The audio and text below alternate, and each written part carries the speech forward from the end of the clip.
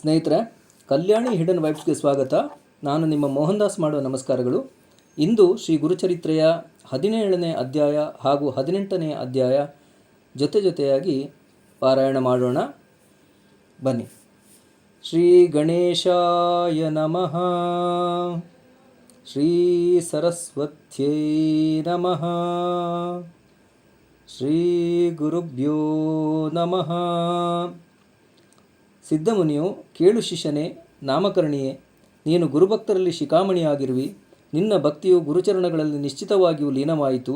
ಮಳೆಯಾಗುವ ಮೊದಲು ಪೂರ್ವ ಸೂಚನೆಯಾಗಿ ತಂಗಾಳಿಯು ಬರುವುದು. ಅದರಂತೆ ನಿನ್ನ ದೈನ್ಯವು ಗುರುಕೃಪೆಯಿಂದ ದೂರಾಗುವ ಮೊದಲು ನಿನಗೆ ಗುರುಚರಿತ್ರೆಯ ಕಥನ ಭೇದಗಳನ್ನು ಕೇಳುವ ಅಭಿರುಚಿಯುಂಟಾಗಿದೆ. ಆಗಲಿ. ಈ ಬಗೆಯಾಗಿ ಗುರುಚರಿತ್ರೆಯು ಕಾಮಧೇನುವಾಗಿದೆ. ಅದನ್ನು ವಿಸ್ತರಿಸಿ ಹೇಳುವೆ. ಶಿಷ್ಯನಾದ ನಾಮಧಾರಕನೇ, ಏಕಚಿತ್ತದಿಂದ ಕೇಳು ಎಂದನು. ಶ್ರೀ ಗುರುಗಳು ಕೃಷ್ಣಾವೇಣಿ ತೀರಕ್ಕೆ ಬಂದರು.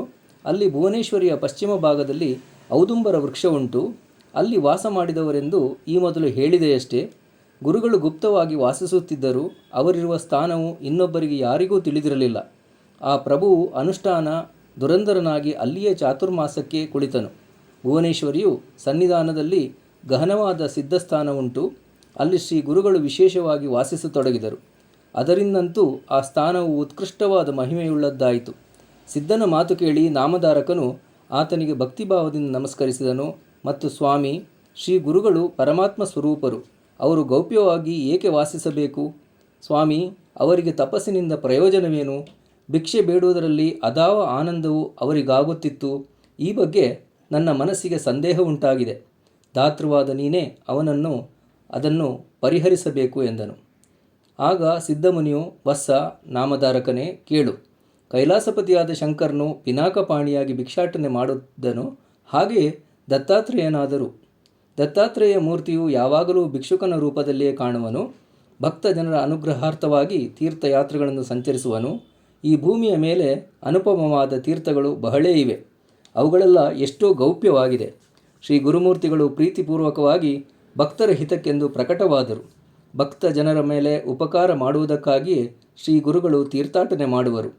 ಆದರೆ ಅಯೋಗ್ಯರಾದ ಕಾಮನಾಪರ ಜನರ ಕಾಟಕ್ಕಾಗಿ ಕೆಲಕಾಲ ಗೌಪ್ಯವಾಗಿದ್ದರು. ಸೂರ್ಯನು ಮೋಡಗಳಿಂದ ಮರೆಯಾದರೂ ಆತನ ತೇಜೋರಾಶಿಯು ಮರೆಯಾಗುವುದೇ? ಕಸ್ತೂರಿಯನ್ನು ಬಚ್ಚಿಟ್ಟರೂ ಅದರ ಪರಿಮಳವು ಹಬ್ಬದೆ ಉಳಿಯುವುದೇ? ಉದಾಹರಣೆಗಾಗಿ ಇನ್ನೂ ನಿನಗೆ ಹೇಳುವೆ. ಕಲ್ಪವೃಕ್ಷದ ಗುಣವು ಹೇಗಿದೆ ನೋಡು. ಅದು ಬೆಳೆದಿದ್ದ ಪ್ರದೇಶದಲ್ಲಿ ಭೂಮಿಯ ಮೇಲಿನ ಇಚ್ಚು ಕರು ಬಯಸಿ ಫಲ ಉಂಟಾಗುವುದು. ಅಂದರೆ ತಾವು ಏನು ಬಯಸುವೆವೋ ಆ ಬಯಸಿದ ಫಲ ಉಂಟಾಗುವುದು. ಗುರುಗಳು ಗುಪ್ತವಾಗಿದ್ದರೂ ಈ ಉದಾಹರಣೆಗಳಂತೆ ಅವರ ಮಹಿಮೆಯು ತೋರದಿರಲಿಲ್ಲ. ಈ ಕಾರಣದಿಂದ ಅವರು ಪ್ರಕಟವಾಗಲೇಬೇಕಾಯಿತು. ಅದೂ ಒಂದು ಕಾರಣಕ್ಕಾಗಿ. ಆ ಸಂಬಂಧದ ಕಥೆಯನ್ನು ನಿನಗೆ ಸವಿಸ್ತಾರವಾಗಿ ಹೇಳುವೆ, ಚಿತ್ತಗೊಟ್ಟು ಕೇಳು ಎಂದು ಹೇಳತೊಡಗಿದನು. ಕರವೀರ ಕ್ಷೇತ್ರವೆಂಬ ನಗರದಲ್ಲಿ ಒಬ್ಬ ವೇದಶಾಸ್ತ್ರ ಪಾರಂಗತನಾದ ಬ್ರಾಹ್ಮಣನಿದ್ದನು. ಅವನು ಎಲ್ಲ ವಿದ್ವಜರಿಗೂ ಹೇಳುವಷ್ಟು ಶಾಸ್ತ್ರ ಪುರಾಣಗಳಲ್ಲಿ ವಿಖ್ಯಾತ ಪಂಡಿತನಾಗಿದ್ದನು. ಅವನು ಋಗ್ವೇದಿಯು, ತರ್ಕ ವ್ಯಾಕರಣಗಳಲ್ಲಿ ಪ್ರವೀಣನು, ಕರ್ಮ ಮಾರ್ಗದಲ್ಲಿ ನಿರತನು, ಐಹಿಕ ಪ್ರಕರಣಕ್ಕೆ ಪ್ರಮಾಣವಾದ ಆಚರಣೆಯುಳ್ಳವನೂ ಆಗಿದ್ದನು. ಇಂತಿರುವ ಆ ಬ್ರಾಹ್ಮಣನಿಗೆ ಒಬ್ಬ ಮಗ ಹುಟ್ಟಿದನು. ಅವನು ಹುಟ್ಟ ತಿಳಿಗೇಡಿಯಾಗಿದ್ದನು. ಅವನು ದೊಡ್ಡವನಾಗುವಷ್ಟರಲ್ಲಿಯೇ ದೈವವಶದಿಂದ ತಾಯಿ ತಂದೆಗಳಿರುವರು ಬೇನೆ ಬಿದ್ದು ಮರಣ ಹೊಂದಿದರು. ಆ ಬಾಲಕನು ತಾಯಿಯ ತಂದೆಯ ಮನೆಯಲ್ಲಿ ಬೆಳೆಯುತ್ತಾ 7 ವರ್ಷಗಳ ಕಾಲದಲ್ಲೇ ದೊಡ್ಡವನಾದನು. ಆಗ ಆ ಬ್ರಾಹ್ಮಣ ಕುವರನಿಗೆ ಉಪನಯನ ಸಂಸ್ಕಾರವನ್ನು ಮಾಡಿದರು. ಆದರೆ ಅವನು ಸ್ನಾನ, ಸಂಧ್ಯಾವಂದನೆ, ಗಾಯತ್ರಿ ಮಂತ್ರ ಪಠಣ ಮೊದಲಾಗಿ ಬ್ರಾಹ್ಮಣರೆಂಬುವವರಿಗೆ ಅತ್ಯಗತ್ಯವಾದ ನಿತ್ಯ ಕರ್ಮಗಳನ್ನೇ ಮಾಡುತ್ತಿರಲಿಲ್ಲ. ಇನ್ನು ಆ ಮೂರ್ಖನಿಗೆ ವೇದ ಪಠಣೆಯಲ್ಲಿ ಅದು. ಹೀಗೆ ಅವನು ಒಂದು ಪಶುವಿಗೆ ಸಮಾನನಾಗಿದ್ದನು. ಎಲ್ಲಿ ಅಧ್ಯಯನವನ್ನು ಹೇಳುವರೋ ಅಲ್ಲಿಗೆ ಹೋಗಿ ಕಲಿಯಬೇಕೆಂದು ಕಳಿಸಿದರೆ ಸ್ವಲ್ಪ ಕಲಿತ ಕೂಡಲೇ ಅದು ಮರೆತು ಹೋಗುತ್ತಿತ್ತು. ಆ ಗ್ರಾಮದ ವಿದ್ವಾಂಸರನ್ನು ಮೊದಲುಗೊಂಡು ಎಲ್ಲರೂ ಆ ಹುಡುಗನನ್ನು ನಿಂದಿಸತಕ್ಕವರೇ. ವಿಪ್ರ ಕುಲದಲ್ಲಿ ಹುಟ್ಟಿ ಇಂತಹ ಮೂರ್ಖನಾದೆಯಲ್ಲ. ನಿನ್ನ ತಂದೆ ಜ್ಞಾನವಂತನು, ವೇದಶಾಸ್ತ್ರಗಳಲ್ಲಿ ಸರ್ವಜ್ಞ ಪಂಡಿತನು. ಅಂತಹವನ ಹೊಟ್ಟೆಯಲ್ಲಿ ನೀನು ಕಗ್ಗಲ್ಲಿನಂತೆ ಹುಟ್ಟಿದ್ದಿ. ನಿನ್ನ ಬಾಳು ಸುಡಗಾಡಕ್ಕಿಕ್ಕಲಿ. ತಂದೆಯ ಕೀರ್ತಿಗೆ ಕಳಂಕವನ್ನು ಹಚ್ಚಿದಿ ಮೂರ್ಖನಾದ ನೀನು. ಹೊಟ್ಟೆಗೆ ಕಲ್ಲು ಕಟ್ಟಿಕೊಂಡು ಕೆರೆಬಾವಿಗಳಲ್ಲಿ ಜೀವನವನ್ನೇಕೆ ಕೊಡಲೊಲ್ಲೆ? ಈ ಸಂಸಾರದಲ್ಲಿ ಹುಟ್ಟಿ ಹಂದಿ ನಾಯಿಗಳಂತೆ ಜಗತ್ತಿನ ಸೃಷ್ಟಿಯಿಂದ ನಿರುಪಯುಕ್ತನಾದಿ. ಆಚಾರಹೀನನಾಗಿ ವರ್ತಿಸುವವನಿಗೆ ಕೊನೆಗೆ ಯಮಪುರವೇ ಗತಿ. ಈ ಪ್ರಪಂಚದಲ್ಲಿ ವಿದ್ಯೆ ಇದ್ದವನೇ ಶ್ರೇಷ್ಠನು. ಭೂಮಿಯಲ್ಲಿ ಹುಗಿದಿಟ್ಟ ದ್ರವ್ಯದಂತೆ ಆ ವಿದ್ಯೆಯ ಸ್ಥಿತಿಯು. ಯಾವಾತನ ಒಡಲಲ್ಲಿ ವಿದ್ಯೆಯುಂಟೋ ಅವನಿಗೆ ಎಲ್ಲ ಭೋಗಗಳು ಯಾವಾಗಲೂ ದೊರಕುವುದು. ಸುಖ ಸಂಪತ್ತುಗಳಿಂದ ಅವನು ಯಶಸ್ವಿಯಾಗುವನು, ಅಲ್ಲದೆ ಎಲ್ಲರಲ್ಲಿ ಪೂಜ್ಯನೆನಿಸುವನು.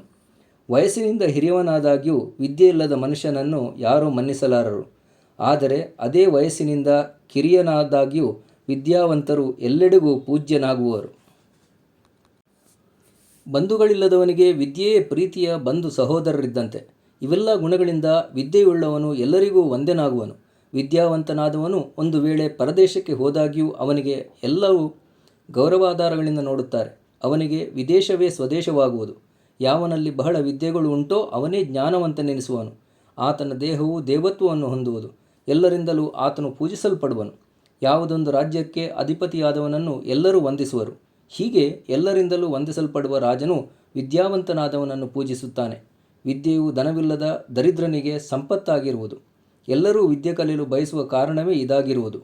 ವಿದ್ಯೆಯಿಲ್ಲದವನು ಪಶುವಿಗೆ ಸಮಾನನು ಎಂದು ವಿದ್ಯೆಯನ್ನು ಗೌರವಿಸಿ ಹುಡುಗನನ್ನು ಹಳೆಯುವರು. ಬ್ರಾಹ್ಮಣರು ತನ್ನನ್ನು ಕುರಿತು ನುಡಿದ ಎಲ್ಲ ಮಾತುಗಳನ್ನು ವಿದ್ಯೆಯು ಗೌರವವನ್ನು ಕೇಳಿ ಆ ಬ್ರಾಹ್ಮಣ ಕುಮಾರನು ಅವರಿಗೆ ನಮಿಸಿ, ಸ್ವಾಮಿ, ನೀವೆಲ್ಲರೂ ನನಗೆ ವಿದ್ಯಾಭ್ಯಾಸ ಮಾಡಲು ತಕ್ಕ ಜ್ಞಾನವನ್ನು ನಿರೂಪಿಸಿದಿರಿ. ಆದರೆ ಮೊದಲು ಜನ್ಮಾಂತರದಲ್ಲಿ ನಾನು ವಿದ್ಯೆಯ ದಾನವನ್ನು ಮಾಡಿಲ್ಲ. ಅದೇ ಕಾರಣದಿಂದ ನನಗೆ ವಿದ್ಯೆಯು ಬರಲೊಲ್ಲದು. ಅದಕ್ಕೆ ಈಗೇನು ಮಾಡತಕ್ಕದ್ದಿದೆ? ಈ ಬಗೆಯಿಂದ ನಾನು ದೋಷಿಯಾಗಿರುವೆ. ಕೃಪೆಯಿಂದ ನನ್ನನ್ನು ಉದ್ಧರಿಸಬೇಕು. ದಾತೃಗಳೇ, ಇದಕ್ಕೆ ಏನಾದರೊಂದು ಉಪಾಯವಿದ್ದರೆ ಹೇಳುವವರಾಗಿ ಎಂದು ವಿನಂತಿಸಿದನು. ಆ ಬ್ರಾಹ್ಮಣರೆಲ್ಲರೂ ನಗುತ್ತಾ ಚೇಷ್ಟೆಗಾಗಿ ಹೇಳಿದರು, ಇನ್ನು ಮುಂದೆ ನೀನು 2ನೇ ಜನ್ಮವನ್ನು ಪಡೆದಾಗ ನಿನಗೆ ವಿದ್ಯೆಯು ಬಂದೀತು. ನೀನು ಮನುಷ್ಯನಲ್ಲ, ನಿಜವಾಗಿಯೇ ಪಶುವಾಗಿರುವಿ. ಅಂದ ಮೇಲೆ ನಿನಗೆಂತಹ ವಿದ್ಯಾಭ್ಯಾಸವು? ಎಲ್ಲೋ ಮೂರ್ಖ, ಕುಲನಾಶಕ, ಬಿಕ್ಕಿ ಬೇಡಿ ಹೊಟ್ಟೆ ತುಂಬಿಕೊ. ಹೀಗೆ ಅಲ್ಲಿನ ಪಂಡಿತರೆಂದೆನಿಸುವ ಬ್ರಾಹ್ಮಣರೆಲ್ಲರೂ ಆ ಮತಿಮಂದನಿಗೆ ಹಲವು ಬಗೆಯಾಗಿ ನೀಚತನದ ಉತ್ತರಗಳನ್ನು ಕೊಟ್ಟರು. ಅದರಿಂದ ಆ ಬಾಲಕನು ಮನದಲ್ಲಿ ವಿರಕ್ತಿಯನ್ನು ಹೊಂದಿ ಅರಣ್ಯವನ್ನು ಕುರಿತು ನಡೆದನು. ಆ ಬಾಲಕನು ತೀರಾ ಖೇದಪಟ್ಟುಕೊಂಡು ಖಿನ್ನ ಮನಸ್ಕನಾದನು ಮತ್ತು ಪ್ರಾಣವನ್ನು ತ್ಯಜಿಸುವೆ.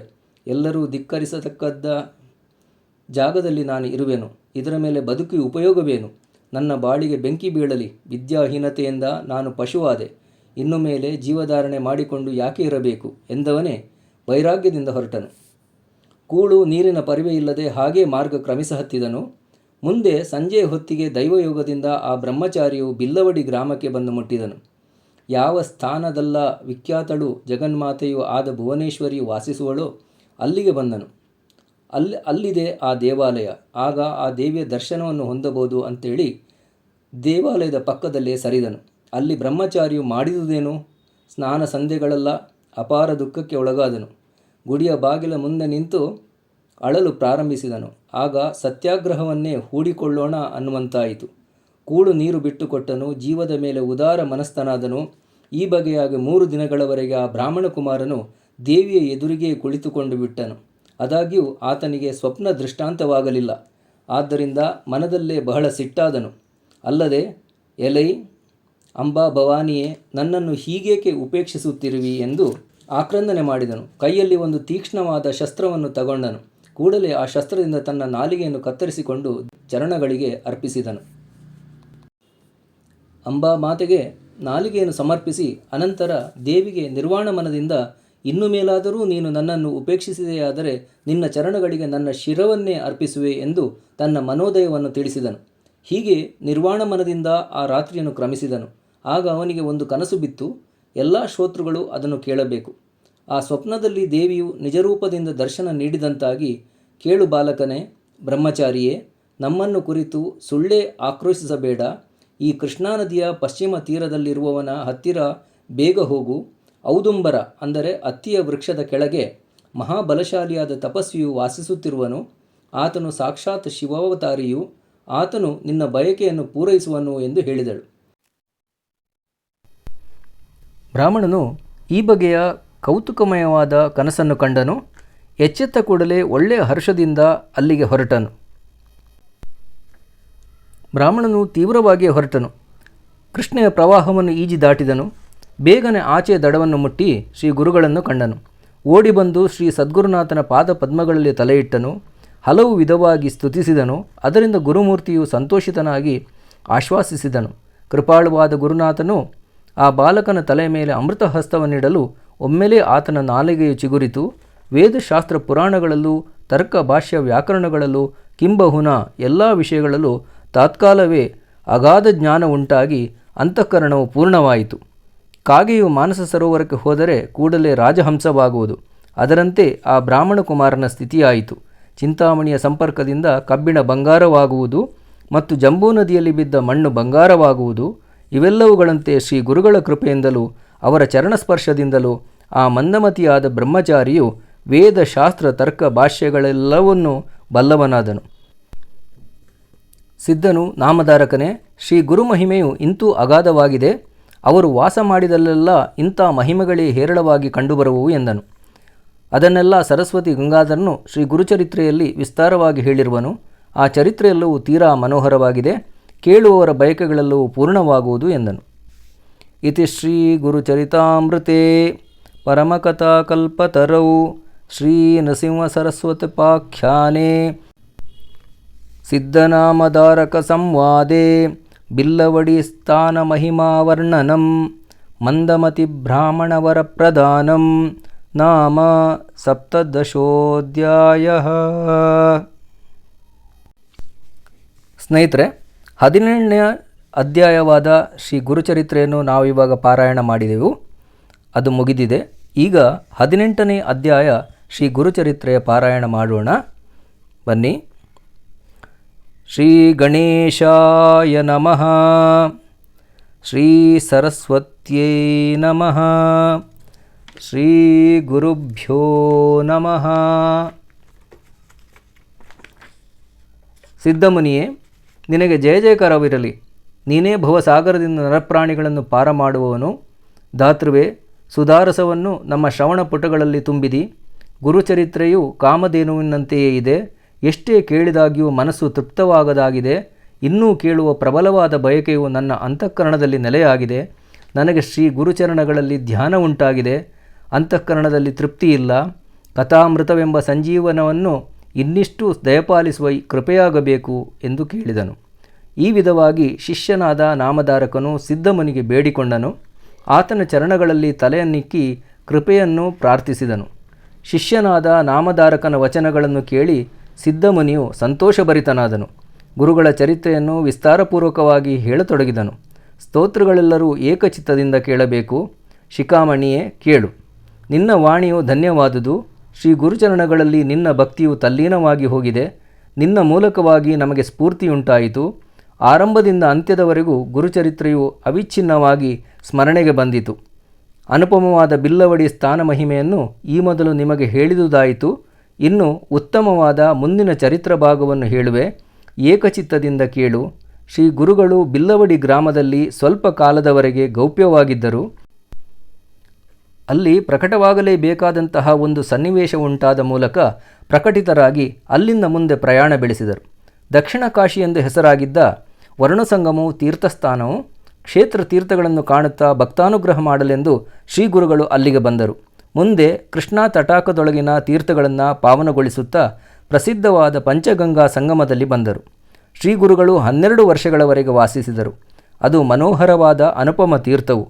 ಅವಿಮುಕ್ತವಾದ ಕಾಶಿ ಪಟ್ಟಣಕ್ಕೆ ಸಮಾನವಾದುದು. ಪ್ರಯಾಗಕ್ಕೆ ಸಮನಾದ ದೊಡ್ಡ ತೀರ್ಥವೂ ಹೌದು. ಆದ್ದರಿಂದ ಶ್ರೀ ಗುರುಗಳು ಅಲ್ಲಿ ನಿಂತುಕೊಂಡರು. ಕುರುಪುರವೆಂಬ ಗ್ರಾಮವು ರಹಸ್ಯಮಯವಾದುದು. ಅದೇ ಕುರುಕ್ಷೇತ್ರವೆಂದು ತಿಳಿ. ಪಂಚಗಂಗಾ ಕೃಷ್ಣಗಳ ಸಂಗಮವು ಅತ್ಯುತ್ತಮವಾದುದು. ಕುರುವಪುರವು ಆ ಸಂಗಮದಲ್ಲಿದೆ. ಕುರುಕ್ಷೇತ್ರದಲ್ಲಿದ್ದ ಪುಣ್ಯಕ್ಕಿಂತಲೂ ಹೆಚ್ಚಿನ ಪುಣ್ಯವು ಅಲ್ಲಿದೆ ಮತ್ತು ಅಗಣಿತ ತೀರ್ಥಗಳು ಅಲ್ಲಿವೆ.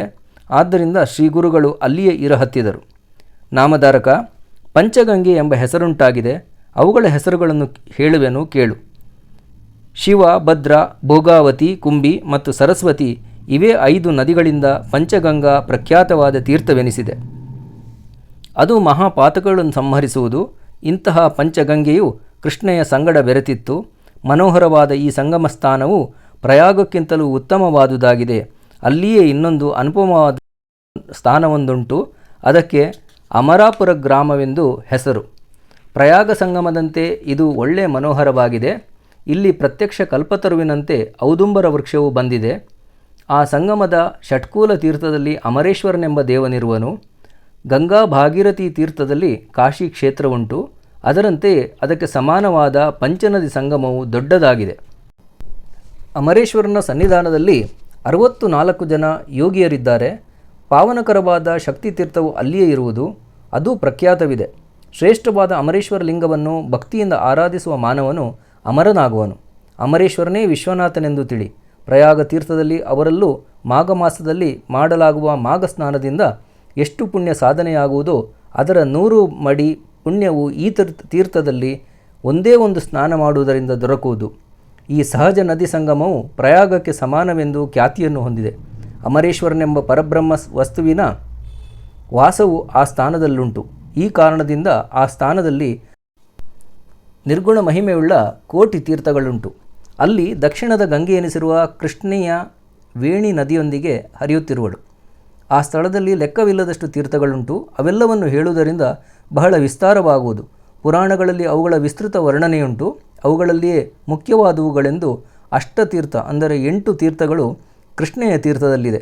ಅಮರಾಪುರದ ಉತ್ತರ ದಿಕ್ಕಿಗೆ ಕೃಷ್ಣೆಯು ಪಶ್ಚಿಮಾಭಿಮುಖವಾಗಿ ಹರಿಯುವಳು. ಅಲ್ಲಿ ಬ್ರಹ್ಮಹತ್ಯಾ ಪಾಪವನ್ನು ದೂರಗೊಳಿಸುವಂತಹ ಶುಕ್ಲತೀರ್ಥವೆಂಬ ಹೆಸರಿನ ತೀರ್ಥವಿದೆ. ಔದುಂಬರ ವೃಕ್ಷಕ್ಕೆ ಎದುರಾಗಿ 3 ಮನೋಹರವಾದ ತೀರ್ಥಗಳುಂಟು. ಅವೆಲ್ಲ ಒಂದರಿಂದೊಂದು ಧನುಷ್ಯದ ಅಂತರದಲ್ಲಿ ಅಂದರೆ 3-4 ಮೊಳದ ಅಂತರ ಮೇಲಿವೆ. ಒಂದು ಪಾಪ ವಿನಾಶಿ, ಎರಡನೆಯದು ಕಾಮತೀರ್ಥ, ಮೂರನೆಯದು ಸಿದ್ಧ ವರದ ತೀರ್ಥ ಎಂಬುವುದು. ಇವೆಲ್ಲವೂ ಅಮರೇಶ್ವರನ ಸನ್ನಿಧಿಯ ಮೂಲಕ ಭೂಮಂಡಲದಲ್ಲಿ ಅನುಪಮವಾಗಿದೆ.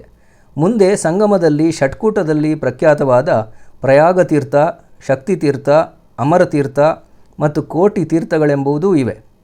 ನಾಮಧಾರಕ. ಇಂತಹ ತೀರ್ಥಗಳು ಅಗಣಿತವಾಗಿವೆ. ಅವನ್ನೆಲ್ಲ ಹೇಳುತ್ತಾ ಹೋದರೆ ವಿಸ್ತಾರವಾಗುವುದು. ಹೀಗೆ ಹಲವು ತೀರ್ಥಗಳುಳ್ಳ ಸ್ಥಾನವಾದುದರಿಂದ ಶ್ರೀಪಾದ ಗುರುಗಳು ಅಲ್ಲಿ 12ನೆಯ ವರ್ಷವೂ ಕೂಡ ವಾಸಿಸಿದರು. ಕೃಷ್ಣ, ವೇಣಿ ಮತ್ತು ಪಂಚ ನದಿಗಳು ಹೀಗೆ 7 ಪುಣ್ಯ ನದಿಗಳು ಸಂಗಮವಾಗಿ ಹರಿಯುತ್ತವೆ. ಅಂತಹ ಪವಿತ್ರ ನದಿಯನ್ನು ಎಷ್ಟೆಂದು ವರ್ಣಿಸಲಿ. ಅಲ್ಲಿ ಒಮ್ಮೆ ಸ್ನಾನ ಮಾಡಿದ ಮಾತ್ರದಿಂದ ಬ್ರಹ್ಮಹತ್ಯೆ ಮೊದಲಾದ ಮಹಾಪಾತಕಗಳು ಬಿಟ್ಟು ಹೋಗುವು. ಇಂತಹ ಸಿದ್ಧ ಸ್ಥಾನವದು. ಅಲ್ಲಿ ಎಲ್ಲ ಬಯಕೆಗಳು ಪೂರ್ಣವಾಗುವು. ಅವೆಲ್ಲವೂ ತೀರ್ಥಗಳ ಮಹಿಮೆಯನ್ನು ಎಷ್ಟೆಂದು ಬಣ್ಣಿಸಲು ಸಾಧ್ಯ? ಅದಕ್ಕೆ ಉಪಮೆ ಕೊಡಲು ಸಾಧ್ಯವಿಲ್ಲ. ಕೇವಲ ದರ್ಶನ ಮಾತ್ರದಿಂದ ಮನೋಬಯಕೆಗಳೆಲ್ಲ ಪೂರ್ಣವಾಗುವು. ಇನ್ನು ಸ್ನಾನ ಮಾಡುವುದರಿಂದುಂಟಾಗುವ ಫಲವನ್ನೇನು ಹೇಳುವೆ? ಕೇಳು. ಸಾಕ್ಷಾತ್ ಕಲ್ಪತರುವಿನಂತೆ ಸ್ವಯಂಭೂ ವೃಕ್ಷವಾದ ಔದುಂಬರ ವೃಕ್ಷವಿದೆ ಅಲ್ಲಿ. ಆ ಪ್ರಸಿದ್ಧ ತೀರ್ಥದಲ್ಲಿ ಶ್ರೀ ಗುರುಗಳು ಯಾರಿಗೂ ತೋರದಂತೆ ಗೌಪ್ಯವಾಗಿ ಇರಹತ್ತಿದರು. ಭಕ್ತಜನರ ಉದ್ಧಾರಕ್ಕಾಗಿ ಪ್ರಖ್ಯಾತವಾದ ತೀರ್ಥವಿದ್ದ ಮೂಲಕ ಶ್ರೀ ಗುರುನಾಥನು ಅಲ್ಲಿ ಪ್ರಕಟವಾಗಿ ಇರಬೇಕಾಯಿತು. ಹೀಗಿರುತ್ತಲೋ ವರ್ತಮಾನ ಸಮಯದಲ್ಲಿ ಪ್ರತಿದಿನವೂ ಭಿಕ್ಷೆಗಾಗಿ ಶ್ರೀ ಗುರುಗಳು ಅಮರಾಪುರ ಗ್ರಾಮದೊಳಗೆ ಹೋಗುತ್ತಿದ್ದರು. ಆ ಊರಿನಲ್ಲಿ ವೇದಾಭ್ಯಾಸಿಯಾದ ಒಬ್ಬ ಬ್ರಾಹ್ಮಣನಿದ್ದನು. ಆತನಿಗೆ ಪತಿಸೇವಾ ಪರಾಯಣಳು ಪತಿವ್ರತ ಶಿರೋಮಣಿಯೂ ಆದ ಹೆಂಡತಿ ಇದ್ದಳು. ಆ ಬ್ರಾಹ್ಮಣನು ಸದಾಚಾರಶೀಲನೂ ಸಾತ್ವಿಕನೂ ಆಗಿದ್ದನು. ಅವನು ಶುಕ್ಲವೃತ್ತಿ ಮಾಡಿ, ಅಂದರೆ ಕೇವಲ ಬ್ರಾಹ್ಮಣರಲ್ಲಿಯೇ ಕಾಳಿನ ಭಿಕ್ಷೆ ಮಾಡಿ ನಿರ್ವಾಹ ಮಾಡುವನು. ಕರ್ಮಮಾರ್ಗದಂತೆ ತಪ್ಪದೆ ಆಚರಿಸುತ್ತಿದ್ದನು. ಅವನ ಮನೆಯ ಅಂಗಳದಲ್ಲಿ ದೊಡ್ಡದೊಂದು ಅವರೆಯ ಬಳ್ಳಿಯು ಹಬ್ಬಿಕೊಂಡಿತ್ತು. ಅದರಲ್ಲಿ ದಿನಾಲೂ ಲೆಕ್ಕವಿಲ್ಲದಷ್ಟು ಕಾಯಿಗಳಾಗುತ್ತಿದ್ದವು. ಅವನು ಅದರಿಂದ ನಿರ್ವಹಿಸುತ್ತಿದ್ದನು. ಒಂದೊಂದು ದಿನ ಭಿಕ್ಷೆ ದೊರೆಯದಿದ್ದರೆ ಅವುಗಳಿಂದ ಹಸಿವೆಯನ್ನು ಇಂಗಿಸುತ್ತಿದ್ದನು. ಆ ಅವರೆಕಾಯಿಗಳನ್ನು ಕುದಿಸಿ ರುಬ್ಬಿ ಹರ್ಷದಿಂದ ತಿನ್ನುತ್ತಿದ್ದನು. ಹೀಗೆ ಕಾಲಕ್ರಮೇಣ ಮಾಡುತ್ತಾ ಇದ್ದನು. ಇಂತಹ ದರಿದ್ರನಾದ ಆ ಬ್ರಾಹ್ಮಣನು ಯಾಚಕ ವೃತ್ತಿಯಿಂದ ಹೊಟ್ಟೆ ತುಂಬಿಸಿಕೊಳ್ಳುತ್ತಿದ್ದನು. ಹೀಗಿದ್ದಾಗ್ಯೂ ವಿದ್ಯುಕ್ತವಾಗಿ ಪಂಚಮಹಾಯಜ್ಞಗಳನ್ನು ಮಾಡುತ್ತಿದ್ದನು ಮತ್ತು ಭಕ್ತಿಯಿಂದ ಅತಿಥಿ ಸತ್ಕಾರವನ್ನು ಕೂಡ ತಪ್ಪದೇ ಮಾಡುತ್ತಿದ್ದನು. ಹೀಗಿರಲು ಅದೊಂದು ದಿನ ಶ್ರೀ ಗುರುಗಳು ಭಿಕ್ಷಾರ್ಥವಾಗಿ ಆ ಸುಶೀಲ ಬ್ರಾಹ್ಮಣನ ಮನೆಗೆ ಬಂದರು. ಬ್ರಾಹ್ಮಣನು ಒಳ್ಳೆಯ ಭಕ್ತಿಯಿಂದ ಅವರನ್ನು ಮನೆಯ ಒಳಕ್ಕೆ ಕರೆದೊಯ್ದನು. ಭಕ್ತಿಪೂರ್ವಕವಾಗಿ ಷೋಡಶ ಉಪಚಾರ ವಿಧಿಯಿಂದ ಶ್ರೀ ಗುರುಗಳನ್ನು ಪೂಜಿಸಿದನು. ಚಳ್ಳವರೆಯ ಪಲ್ಲೆಯನ್ನೇ ಸಾಕಷ್ಟು ನೈವೇದ್ಯದಲ್ಲಿ ನೀಡಿದ್ದನು. ಆಗ ಮಹಾಸ್ವಾಮಿಗಳು ಸಂತೋಷದಿಂದ ಭಿಕ್ಷೆಯನ್ನು ಸ್ವೀಕರಿಸಿದರು ಮತ್ತು ನಿನ್ನ ಬಡತನ ದೋಷವು ದೂರವಾಯಿತು ಎಂದು ಆಶ್ವಾಸನೆ ಕೊಟ್ಟು ಅಲ್ಲಿಂದ ಹೊರಟು ಹೋದರು. ಆ ಬ್ರಾಹ್ಮಣನ ಮನೆಯಲ್ಲಿ ಅಂಗಳವೆಲ್ಲ ವ್ಯಾಪಿಸಿಕೊಂಡಿತ್ತಷ್ಟೇ ಬಳ್ಳಿಯು. ಅದು ಆ ಬ್ರಾಹ್ಮಣನ ಉಪಜೀವನಕ್ಕೆ ಸಹಾಯಕವಾಗಿತ್ತಷ್ಟೇ. ಶ್ರೀ ಗುರುಗಳು ಹೋಗುವಾಗ ಅಂಗಳದಲ್ಲಿ ಚೆಲ್ಲುವರದು ಬೆಳೆಯ ಬಳ್ಳಿಯ ಬೇರನ್ನು ಕೂಡಲೇ ಕತ್ತರಿಸಿದರು. ಕಿತ್ತು ಹಾಕಿ ತಾವು ಸಂಗಮಕ್ಕೆ ಹೋಗಿಬಿಟ್ಟರು. ಅನಂತರ ಕತ್ತರಿಸಿ ಕಿತ್ತು ಬಿದ್ದ ಬಳ್ಳಿಯನ್ನು ಕಂಡು ಬ್ರಾಹ್ಮಣನ ಹೆಂಡತಿಯು ಮಕ್ಕಳು ದುಃಖಿಸಹತ್ತಿದರು. ನಮ್ಮ ಅದೃಷ್ಟವು ಅದೆಂತು ಬದಲಾದುದು ನೋಡಿ. ನಾವು ಆ ಯತೀಶ್ವರನಿಗೆ ಅಂತಹ ಉಪದ್ರವವೇನೂ ಮಾಡಲಿಲ್ಲ. ಆದರೂ ಅವನು ನಮ್ಮ ಅನ್ನವನ್ನೇ ಕತ್ತರಿಸಿ ಭೂಮಿಗೆ ಚೆಲ್ಲಿದನಲ್ಲ. ಹೀಗೆಂದು ಸ್ತ್ರೀಯಳು ಹಲವು ವಿಧವಾಗಿ ದುಃಖಿಸಹತ್ತಿದಳು. ಆಗ ಆ ವಿವೇಕಿಯಾದ ಬ್ರಾಹ್ಮಣನು ಪ್ರಾರಬ್ಧವು ಪ್ರಮಾಣವೆಂದು ಅವಳ ದುಃಖವನ್ನು ನಿವಾರಿಸತೊಡಗಿದನು. ಬ್ರಾಹ್ಮಣನು ಹೆಂಡತಿಯನ್ನು ಕುರಿತು, ಸ್ತ್ರೀಯಳೇ, ಯಾವ ಯಾವ ಕಾಲಕ್ಕೆ ಏನೇನು ಅಗತ್ಯ ದಕ್ಕುವುದುಂಟೋ ಅದನ್ನು ಈಶ್ವರನು ನಿರ್ಮಿಸುವನು. ವಿಶ್ವವೆಲ್ಲವೂ ಆತನಿಗೆ ಅಧೀನವಾದುದು ಎಂದು ತಿಳಿಸಿದನು. ವಿಶ್ವವ್ಯಾಪಕ ನಾರಾಯಣನು ಜಗತ್ತಿನ ಸೃಷ್ಟಿ ಸ್ಥಿತಿ ಲಯಗಳಿಗೆ ಕಾರಣನಾಗಿರುವನು. ಇರಿವೆ ಮುಂತಾದ ಕ್ಷುದ್ರ ಜೀವಿಗಳಿಂದ ದೊಡ್ಡ ಪ್ರಾಣಿಗಳವರೆಗಿನ ಎಲ್ಲ ಜೀವಿಗಳು ಅವನೇ ಆಹಾರವನ್ನು ಒದಗಿಸುತ್ತಾ ಇದ್ದಾನೆ. ಆಯುರ್ರನ್ನಂ ಪ್ರಯಚ್ಛತಿ ಎಂದು ವೇದಶ್ರುತಿಗಳು ಹೇಳುವು. ಸಿಂಹ, ಆನೆ ಮೊದಲಾದ ಪ್ರಾಣಿಗಳಿಗೆ ದಿನಾಲೂ ಅನ್ನವನ್ನು ಪೂರೈಸುವರಾರು? 84 ಲಕ್ಷ ಯೋನಿಗಳ ಸ್ಥೂಲ ಸೂಕ್ಷ್ಮ ಜೀವರಾಶಿಗಳಿಗೆಲ್ಲ ಮೊದಲು ಆಹಾರವನ್ನು ನಿರ್ಮಿಸಿರುವನು. ಅನಂತರ ಆ ಪ್ರಾಣಿಗಳ ನಿರ್ಮಾಣವು. ಅವನು ಬಡವ ಬಲ್ಲಿದನೆಂಬ ಭೇದ ಮಾಡದೆ ಎಲ್ಲರನ್ನೂ ಸಮದೃಷ್ಟಿಯಿಂದ ಕಂಡು ಪೋಷಿಸುವನು. ನಮ್ಮ ಪೂರ್ವಾರ್ಜಿತ ಕರ್ಮವು ಒಳಿತು ಹೀನವಾಗಿದ್ದಂತೆ ಒಳಿತು ಹೀನ ಫಲಗಳು ನಮಗೆ ದೊರಕುವು. ಪೂರ್ವಜನ್ಮದಲ್ಲಿ ನಾವು ಮಾಡಿದ ಒಳಿತು ಹೀನ ಕರ್ಮಗಳು ನಮಗಾಗಿ ಹುಗಿದಿಟ್ಟ ಟೇವು ಇದ್ದಂತೆ. ನಮ್ಮ ಕರ್ಮಗಳ ಫಲವನ್ನು ನಾವೇ ಭೋಗಿಸಬೇಕು. ನಮ್ಮ ಸುಖ ದುಃಖಕ್ಕೆ ಅನ್ಯರು ಕಾರಣರೆಂದು ತಿಳಿಯುವುದು ಮೂರ್ಖತನವು. ತಮ್ಮ ದೈವವು ಶೂನ್ಯವಾಗಿದ್ದು ಅನ್ಯರಿಗೆ ದೋಷವಿಡುವುದು ತಿಳಿಗೇಡಿತನವು. ಬಿತ್ತಿದ್ದನ್ನು ಉಣ್ಣಲೇಬೇಕು. ಇದರಲ್ಲಿ ಯಾರಿಗೆ ದೂಷಣವು? ನಮ್ಮ ಪೂರ್ವಜನ್ಮಾರ್ಜಿತ ಕರ್ಮವನ್ನು ವಿಚಾರಿಸದೆ ಸುಳ್ಳೇ ಯತೀಶ್ವರನಿಗೆ ದೋಷವಿಟ್ಟೆಯಲ್ಲ. ಮಾಯಾಸಾಗರದಲ್ಲಿ ಮುಳುಗಿಕೊಂಡು ನಮ್ಮ ಅನ್ನವನ್ನು ಯತೀಶ್ವರನು ಕಸಿದುಕೊಂಡನೆಂದು ನುಡಿಯುತ್ತಿರುವಿ. ಆತನು ನಮ್ಮ ಉದ್ಧಾರಕನು. ಅಂತೆ ನಮ್ಮಂತಹ ಬಡವರ ಮನೆಗೆ ಭಿಕ್ಷೆಗೆ ಬಂದನು. ನಿಶ್ಚಿತವಾಗಿಯೂ ನಮ್ಮ ದರಿದ್ರ ದೋಷವನ್ನು ಕೊಂಡೊಯ್ದನು. ಅವನೇ ನಮ್ಮನ್ನು ಉದ್ಧರಿಸುವನೆಂದು ನಂಬು. ಈ ವಿಧವಾಗಿ ಆ ಬ್ರಾಹ್ಮಣನು ಹೆಂಡತಿಗೆ ಜ್ಞಾನೋಪದೇಶ ಮಾಡಿದನು ಮತ್ತು ಆ ಬಳ್ಳಿಯನ್ನೆಲ್ಲ ಕೂಡಿಸಿ ನದಿಯಲ್ಲಿ ಚೆಲ್ಲಿಬಿಟ್ಟನು. ಆ ಬಳ್ಳಿಯ ಮೊಂಡ ಬೊಡ್ಡೆಯು ದೊಡ್ಡದಾಗಿ ಬಾಗಿಲ ಮುಂದೆ ಉಳಿದಿತ್ತು. ಅದನ್ನು ತೆಗೆದು ಚೆಲ್ಲಬೇಕೆಂದು ಬ್ರಾಹ್ಮಣ ಶ್ರೇಷ್ಠನು ಗುದ್ದಲಿಯಿಂದ ಅಗೆಯ ಹತ್ತಿದನು. ಬಳ್ಳಿಯ ಬೇರು ಕಿತ್ತು ತೆಗೆಯಲಾಗಿ ಅದರ ಕೆಳಗೆ ದ್ರವ್ಯವು ತುಂಬಿದ ಕೊಡವೊಂದು ತೋರ ಹತ್ತಿತ್ತು. ಅದನ್ನು ಕೊಂಡು ಬ್ರಾಹ್ಮಣನಿಗೆ ಹಿಡಿಸಲಾರದಷ್ಟು ಆನಂದ. ಕೂಡಲೇ ಅದನ್ನು ಮನೆಯ ಒಳಕ್ಕೆ ಕೊಂಡೊಯ್ದನು. ಆಹಾ, ಅತ್ಯಾಶ್ಚರ್ಯಕರವಾದ ಸಂಗತಿ! ಯತೀಶ್ವರನು ನಮ್ಮ ಮೇಲೆ ಸುಪ್ರಸನ್ನನಾದನು. ಅಂತೆಯೇ ಈ ಬಳ್ಳಿಯನ್ನು ನಮ್ಮ ಉಪಜೀವನದ ಸಾಧನವೆಂಬುದನ್ನು ಅರಿತಾಗ್ಯೂ ಕತ್ತರಿಸಿ ಚೆಲ್ಲಿದನು. ಆ ಯೋಗೀಶ್ವರನು ಮನುಷ್ಯನಲ್ಲ, ಈಶ್ವರನ ಅವತಾರಿಕನು. ನಮ್ಮ ದೈನ್ಯ ಹರಣಕ್ಕಾಗಿಯೇ ನಮಗೆ ಭೆಟ್ಟಿಯಾದನು. ನಡೆಯಿರಿ, ನಾವು ಆತನಿದ್ದಲ್ಲಿಗೆ ಹೋಗುವ. ಹೀಗೆಂದು ಮಾತನಾಡಿ ಆ ದಂಪತಿಗಳು ಸಂಗಮಕ್ಕೆ ಹೋದರು. ಬಹುವಿಧವಾಗಿ ಶ್ರೀ ಗುರುವನ್ನು ಪೂಜಿಸಿದರು. ಆಗ ನಡೆದ ವೃತ್ತಾಂತವನ್ನೆಲ್ಲ ಸವಿಸ್ತಾರವಾಗಿ ಅವರಿಗೆ ತಿಳಿಸಿದರು.